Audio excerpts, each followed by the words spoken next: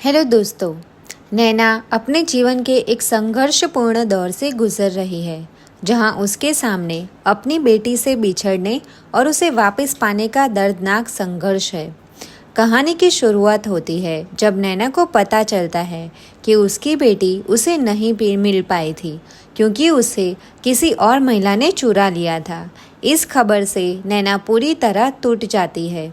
वह अपनी बेटी के लिए हर संभव प्रयास करती है, लेकिन उसे ये झूठा विश्वास दिलाया जाता है कि उसकी बेटी अब इस दुनिया में नहीं है।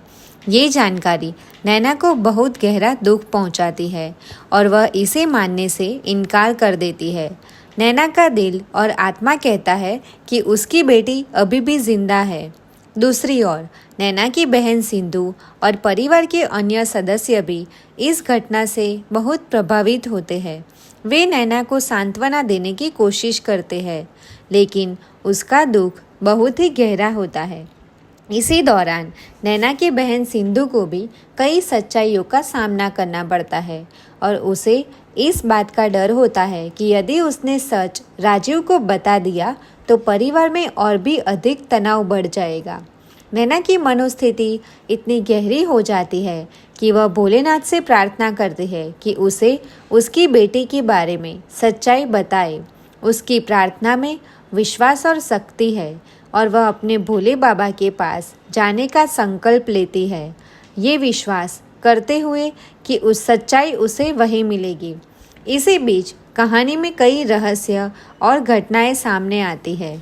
नैना को पता चलता है कि उसकी बेटी को जिस महिला ने चुराया था वह अब जिंदा नहीं है, लेकिन नैना इसे स्वीकार करने से इनकार कर देती है। कहानी के अंत में नैना को एक और झटका लगता है जब उसे पता चलता है कि जिस डॉक्टर ने उसकी बेटी के बारे में जानकारी दी थी उसने भी उसे धोखा दिया था। अब नैना के सामने ये चुनौती है कि वह सच्चाई का पता लगाए और अपनी बेटी को वापस पाने का हर संभव प्रयास करे। कहानी का संदेश ये है कि एक माँ का दिल कभी गलत नहीं होता और जब बात उसके बच्चे की हो तो वह दुनिया की हर चुनौती का सामना करने के लिए तैयार होती है।